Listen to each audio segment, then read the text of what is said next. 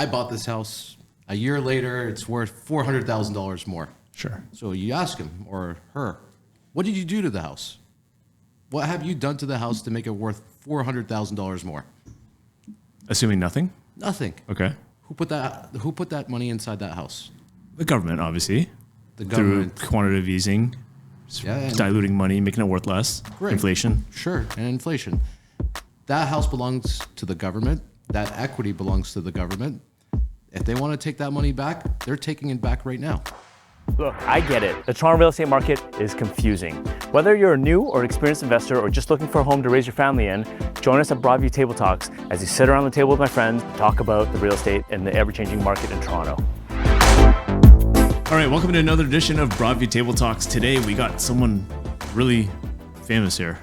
No, Principal not that broker? famous. No, Come you're on. pretty good. Come on, you're really experienced in the industry. You got some big recognition. Principal broker, key rate. What else? Mortgage fund capital owner. Yep. There you go. It's private lending. Yep. What else can I say? Custom Key rate- home builder. Oh, I just said key rate. Key Rate USA. Oh, there you go. Yeah. There you go. There you How go. about that? Danny Ibrahim, guys. All right. Well, welcome to the podcast. Today, let's talk about what's on everybody's minds. Since you're in the mortgage industry, let's talk about interest rates and where this world is headed. Yeah, I think we're headed into a major crash. Really, Just eh? kidding. Just kidding. There's going to be a phase next year where we're headed into a downturn. That's inevitable. Like That's gonna 2023, happen. yeah. 2023, that's going to happen. Yeah. Everybody should be mentally prepared for it and financially prepared. It's very important. We've been telling all our clients to start saving money. Rates are going to be continuing to rise all the way up to probably around June. And then we won't see anything come down until around November of 2023. So that period, especially with people that are in variable rate mortgages, they're going to see an increase after the trigger rate will hit come December 7th. Everybody will be getting letters inside the mail the following week from their financial institutions, and they're going to be paying increased mortgage. But you haven't seen amortization stretching out, though? Because I'm hearing like 40-year amortizations, things like that, right? Yeah, there's one private lender right now that's offering Private? I thought it was like a big five bank. No, it was private. That's offering 40. They're extending it out to 35 years. There is talk that the government and CMHC are going to bring back the 30-year term Nice. for insured deals. Okay. They're already offering it on the commercial side with 50-year amortizations. But there is talks that they're going to bring back the 30-year program for the first-time home buyers. Next year is going to be a very challenging time for everyone, especially for first-time home buyers, unless the government comes out with some new initiative, new plans, the feds with CMHC and the Bank of Canada especially, where they relax the market, relax the atmosphere with every single client base, to tell the economy that it will be fine. That's when we'll just see the markets just pick up, everybody starts spending a little bit more, and everybody starts currently buying. But that increased amortization will really help with mortgages. But you don't think, so why do you think the government has to do it? You don't think that financial institutions will come up with like innovative products to, like I saw that That's a really good question. The government. I want to talk a little bit about this. Okay. Everybody goes and says, I built equity in my house. I bought this house. A year later, it's worth $400,000 more. Sure. So you ask him or her, what did you do to the house? What have you done to the house to make it worth $400,000 more? Assuming nothing? Nothing. Okay. Who put that money inside that house? The government, obviously. The government. Through quantitative easing, diluting money, making it worth less. Great. Inflation. Sure, and inflation. That house belongs to the government. That equity belongs to the government. If they want to take that money back, they're taking it back right now. Okay. All Makes right. a little sense, right? It's true. So when they want to give it back, which will be in time, hopefully by the end of 2023, they will give it back. Right, because our economy is so much heavily dependent on housing that this is like what they're trying to do on purpose, right? Because inflation is running wild and they want to bring down prices. Right. But like people still need a place to live in Canada, and especially with the tough, like the very loose immigration policies trying to get people in here to replace our aging workforce and all that kind of stuff. But they all need somewhere to live. And There's no density. There's nowhere they can build because zoning is so restrictive and all that kind of stuff. So what does that do? It just boosts up the rental population. So no matter what, you're still paying for it. Yeah. Yeah, no matter what, you're going to be paying for it, whether you pay rent, that'll be interest only. And if you're taking a 40-year amortization, that's pretty much interest only. True. No matter what the rate is. True. Not much goes towards principal. So you don't think the financial institutions will come up with something innovative to continue their business? Because, it's a big part of their businesses, right? Yeah, no, absolutely. Quarter of the business, if not more. There would be. 2 days ago, there was a major bank that just purchased another institution. Saw that. And the person that bought it was a billionaire, Canadian billionaire. And knowing that and what he said and buying that particular company, it makes me happy. This is the particular reason why. His betting with the market that the market is going to take off next year. And he thinks in the next 3 years that investment that he just placed will make him 5 times his return. So that's very big positive news. And we're talking about, I think he purchased it for $1.7 billion. Right. So that is one of the most positive news that I've heard in the last 5 months. It's kind of like when Warren Buffett built out the same company in 2017, right? Correct. The way he He structured a huge deal. $500 million, I think. Something like that, yeah. 400 or 500 million. And he made out huge afterwards, right? Because that company didn't fail. It Not at all. Tripled in value. They tripled in value. When the stocks dropped down, I think, to about like $6 a share, people were exiting the business, exiting the company. Warren Buffett comes out, purchases it, goes back up At to a discount, about too. He 16. bought it at a discount. For sure. He made a good chunk of change. Yeah. One of the smartest investors of all time. That's cool. Follow his lead. Okay, well, so bet on the housing market, you think? Well, I mean, I think so too. There's no other better investment than housing. Real estate and land are the best number one investments that you could ever make.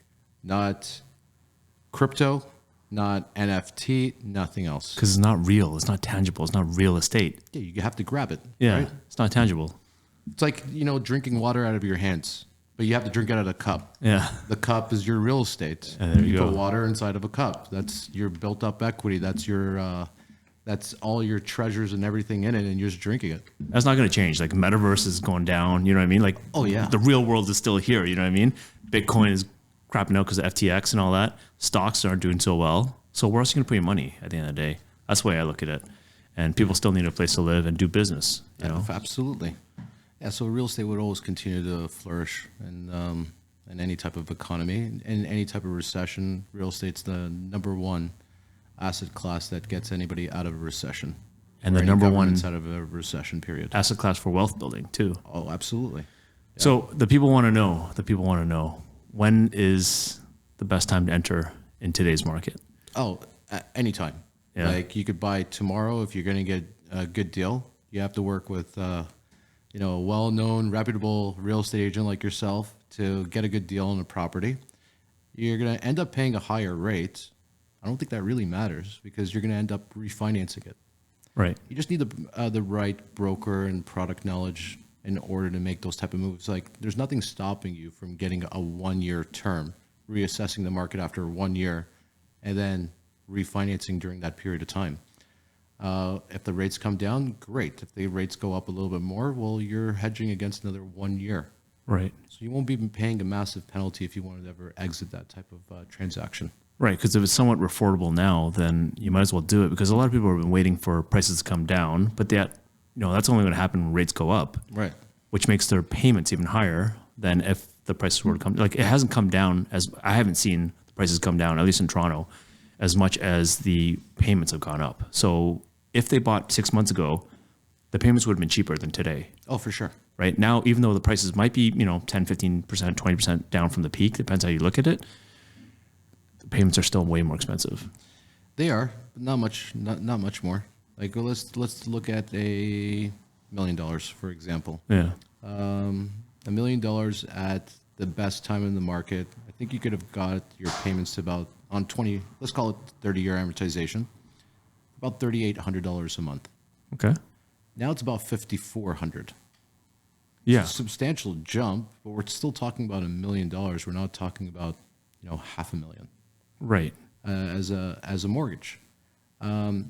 to be able to afford $1 million mortgage, you should be making close to $250,000 a year. It's almost 4 times your salary amount. That's right. That's general rule. Yeah. General rule. That's what the way you take it. And you just want to, if you're not using a calculator, that's what you'd say.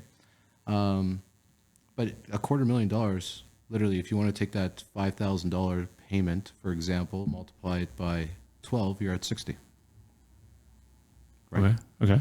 I mean, that's only using about 15 to 16% of your net income at the end. Assuming you make 250 though. Assuming you make 250. Right. They overextended and over leveraged consumers that are purchasing homes would be purchasing it at.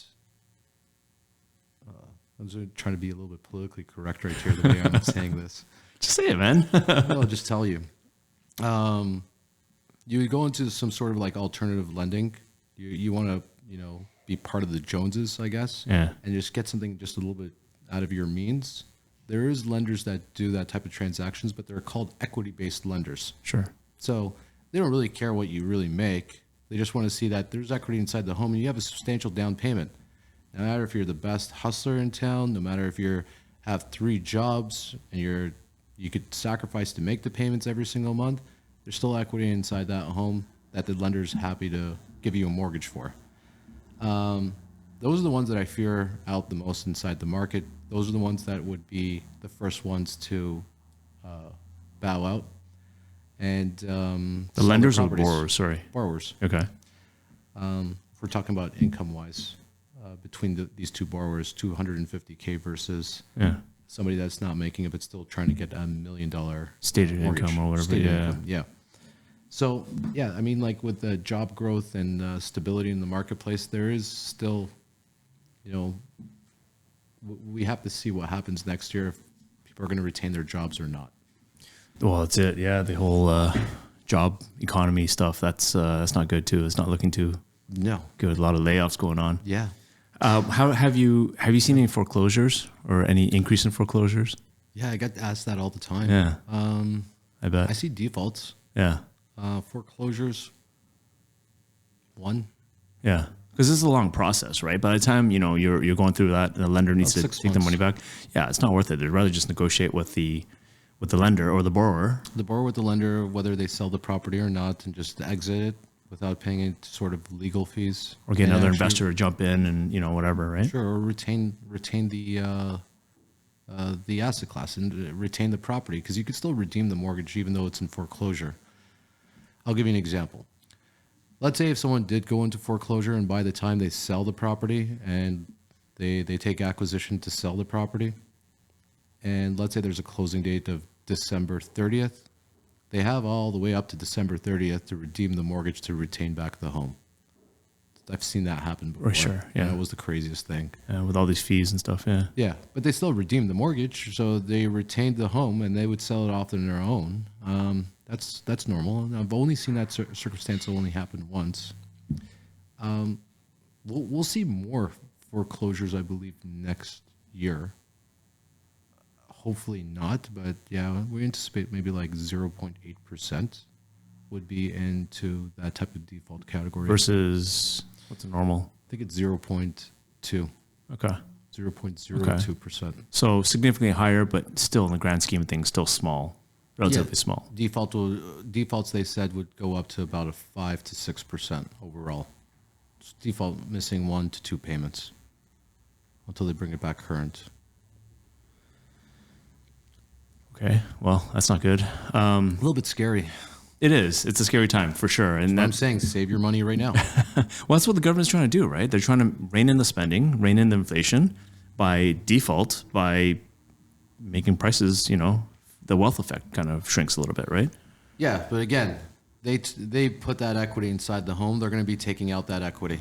It's like a mortgage broker that wants to refinance, liquidate the equity to pay off debt for a client. I mean, you incurred that debt. Now you're using the equity out of your home to pay off that debt. What is the government doing? The government gave you that equity. Now they're trying to take back the equity to pay off their debt. How do they do that? By increasing the rates with the bonds and the yields. This is really interesting, actually. Trudeau came out with a new bond for the Ukrainian government. Really? $500 million bond. You got one of you guys to check that out. This Yeah. is the most interesting thing ever. Okay. So you could invest into this bond. It's $500 million, and it's a 3% return. Who's guaranteeing it? The government. Us. Yes. Taxpayers. Yes. Of course. Yeah. So we're giving back 3% to any investor that wants to invest in this $500 million bond. Okay. The more logical thing to do would be giving me $500 million. Investing it and giving it. I'll give you guys back, a modest 8% return on your investment. Pay out everybody else 3%, but at least, it pays off some debt for the government. Okay, so let's talk about the fund. Perfect opportunity to do Yeah, that. that's a really good idea.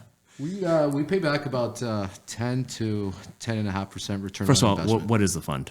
Okay, so these are like you want to look at this as only a short-term play on investment. These As are- a borrower. As a borrower. Yes. Yes. This is not a long-term type of Borrowings, play. yeah. To borrow that type of fund. Yeah. It's like a bridge. It is. It's completely a bridge financing. So if anybody in their right Longer state of mind bridge, wants to take it for longer than a 3-4 year term, it's not going to happen. It's not what we do. There always has to be an exit strategy. What is that exit going to look like?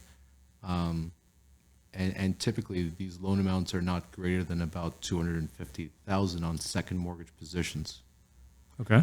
First mortgage positions, we go all the way up to 15 million, which closed the transaction for about 5, Nice. 4.5, 5. Nice, yeah, nice. something like that. So these would be short-term or relatively short-term, like I guess mid-term bridges to get you to longer-term financing. That's right. At better rates and interest only. Yeah.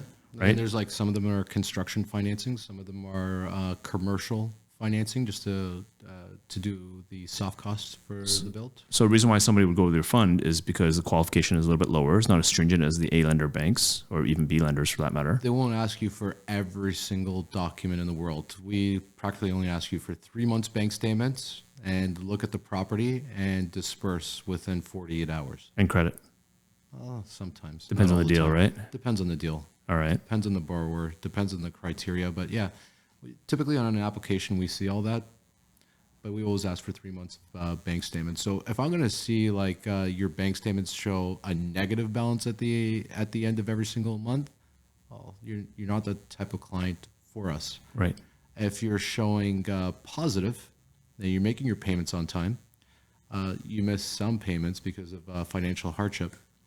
We still lend into that type of category. I mean, we're equity-based lending. We're not looking at every single deal as if we're the bank. Right. That means equity-based lending basically means that there's still juice in the deal so that if something were to happen, you're able to take that property back or at least take the rights to it and then Yeah. sell it underneath them and then basically recoup your costs with some buffer margin for expenses. Exactly. Legal fees, realtor fees, et cetera. Exactly. So like all the mortgage investment corps and administrators right now, they're going around a 75% loan to value, which would be only 75% of the appraised property price. Right. We're going up all the way up to 90. In today's market. Well, we just So started aggressive. again. That's we just aggressive. literally started about 2 weeks ago doing that again because we feel that the market has bottomed out. Right. And there's only All our upside. statistics and internally from our analysts, they told us pretty much from all the indication that it has bottomed out. Now, unless there's somebody very desperate to sell around the neighborhood for $300,000 less, well, that does not affect the comparables around the area with everybody else living inside a home that they just purchased less than 2 years ago that purchased it for $300,000 more. Right. So we look closely at the appraisals and the way that the market's taking effect on the comparables. We're not necessarily looking at that one individual that sold it for a loss on his equity. Okay. So so if I was an investor coming into the fund, to the MIC, what kind of returns am I looking at? What kind of security do I have? Do I get a name on title? Do I have, how does that work? Yeah, we stopped the name on title. The reason being is it's too complicated when it comes to paperwork, not to get into nitty gritty on it. Well, we put it under mortgage fund capital. We got a trust agreement that we offer to every single investor. The returns are 10%. So let's say an investor wants to come to me and say, Danny, we have $300,000 to place.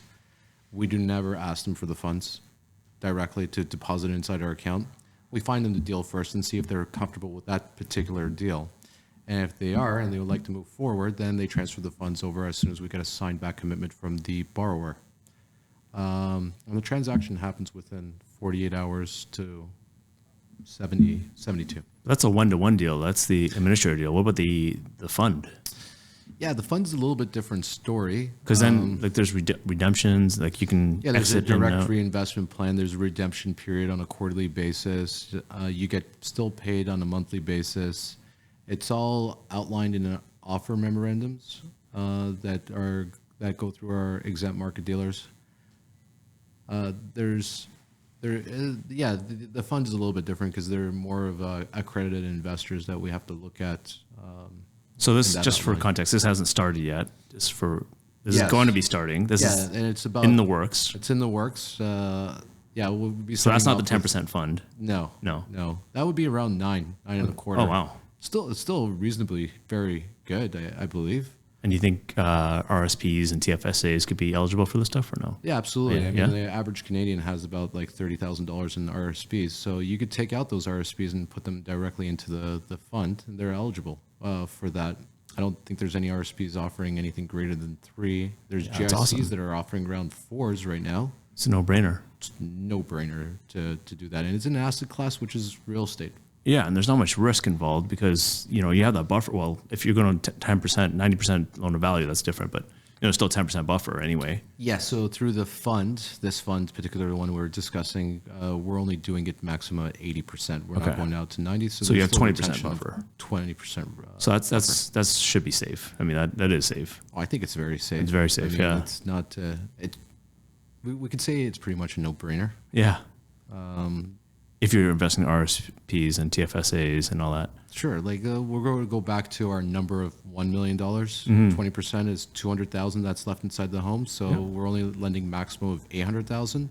So if something were to happen, hopefully not, and Yeah.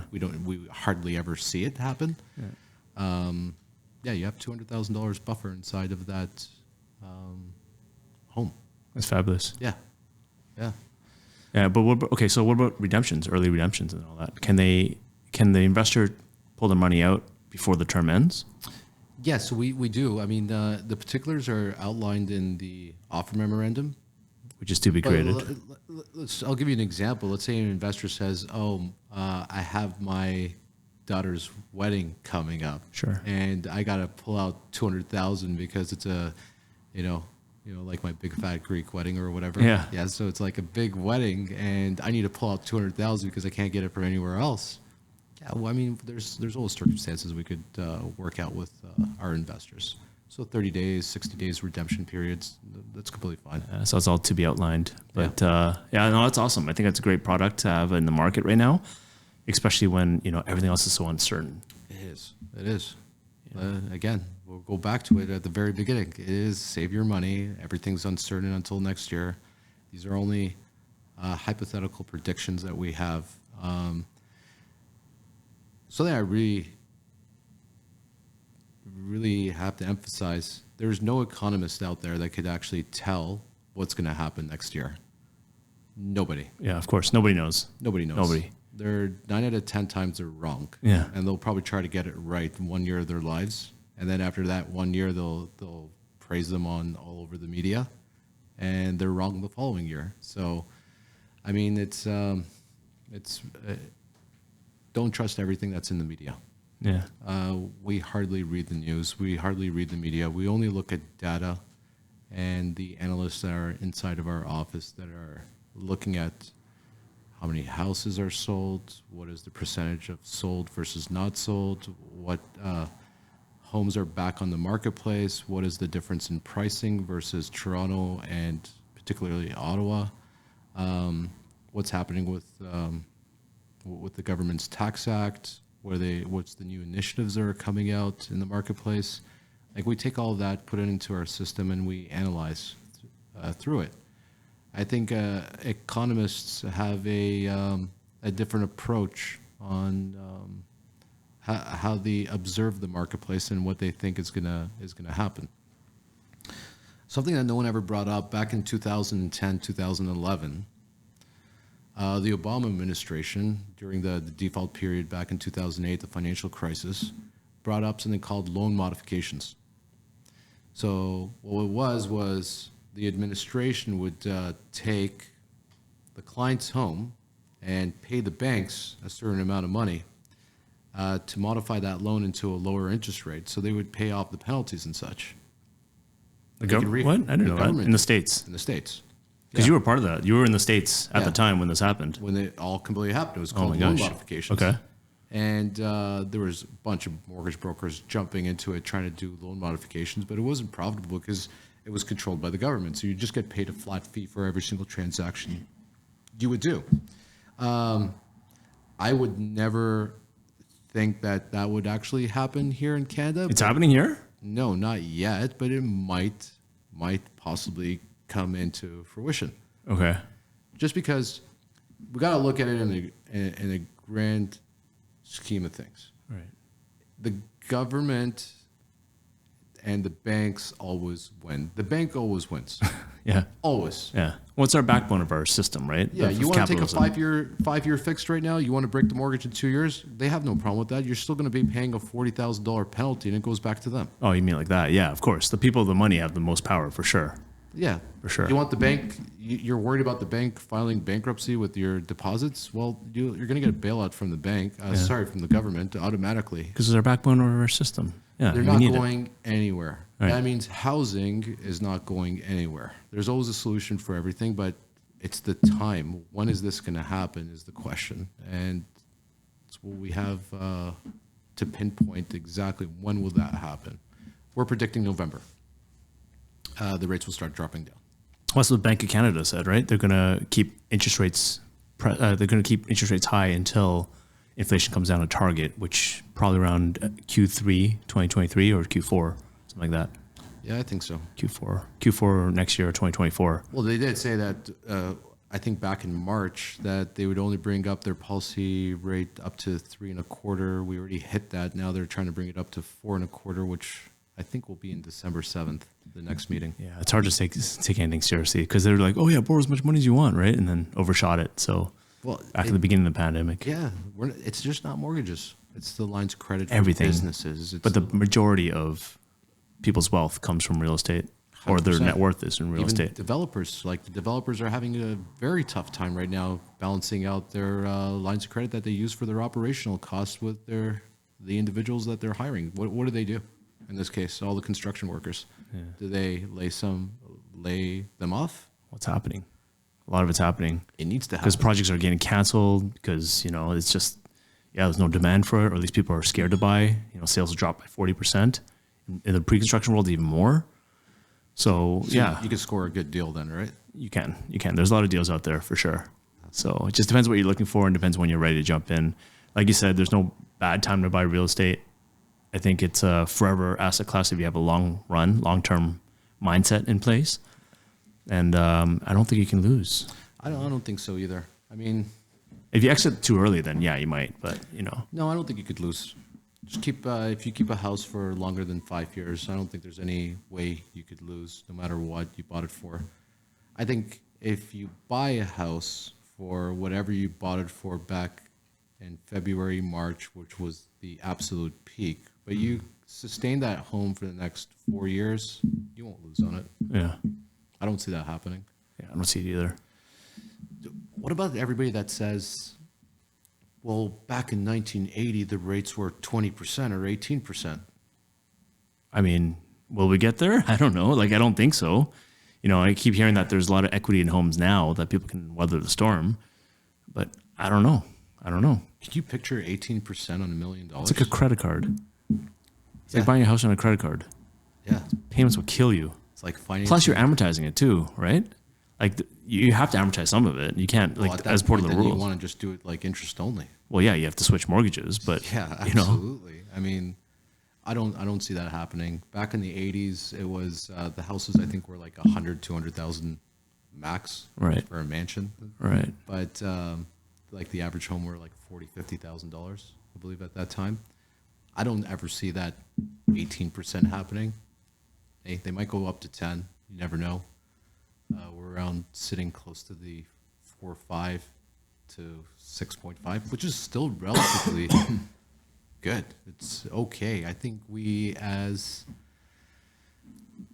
Canadians, we got spoiled with the low rates, and whoever never took advantage of that in the past, I think, is beating themselves down and wish they did. But yeah, I think still, like, you know, a medium value of 3.5% to 4 is a good rate. Right.